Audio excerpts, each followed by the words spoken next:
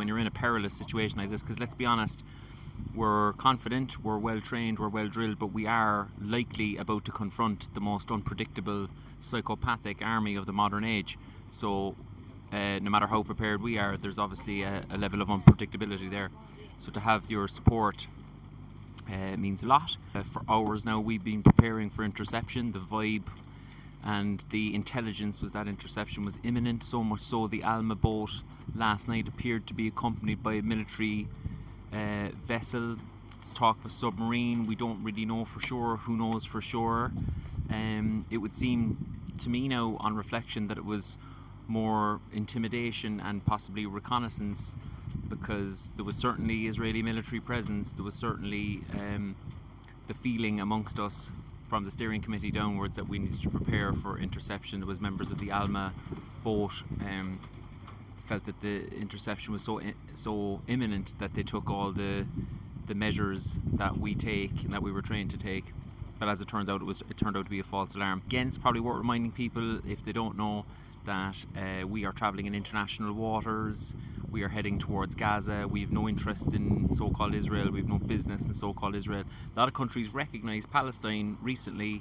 There, the UK and Australia. I just feel if you actually recognise Australia, if you actually recognise Palestine, you've got to have respect for Palestinian territory. And Gaza is going to obviously be a big part of the future Palestinian state. So as far as we're concerned, and as far as international law is concerned, we're travelling in international waters heading into Palestinian waters.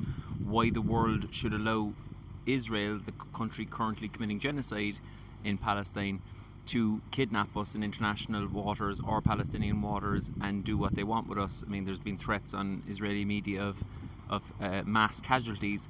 Why they enjoy this level of impunity, I don't know. It leaves me personally bewildered that at this stage in the game, when every human rights organisation across the board, the UN, everyone who has a brain and a soul acknowledges that what's going on in Gaza right now is an extermination, is a genocide, is a man-made starvation. How Israel still enjoys this level of impunity, I will never know.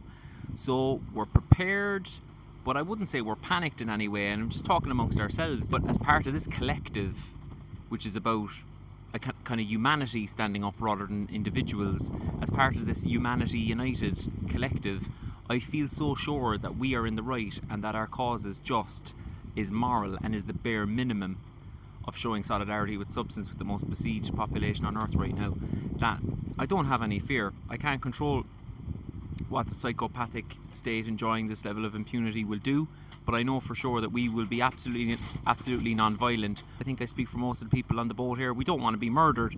We just wanted to bring baby formula to starving babies. That's our crime.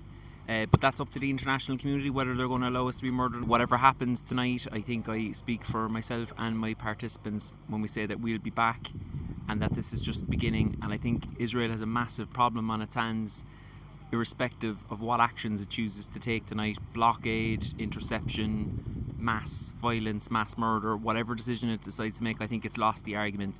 And I think the global movement is so strong now, it's reminiscent of apartheid South Africa. I think it's falling, it's crumbling, and the best evidence I can come up with for that is that the propaganda over the last month has oscillated from we're a selfie boat to we're Hamas. And in fact, we're neither. We're just basic human beings, civilians, doing the job of Western governments for them, the very, very bare minimum. So peace and love. See you on the other side. Free Palestine.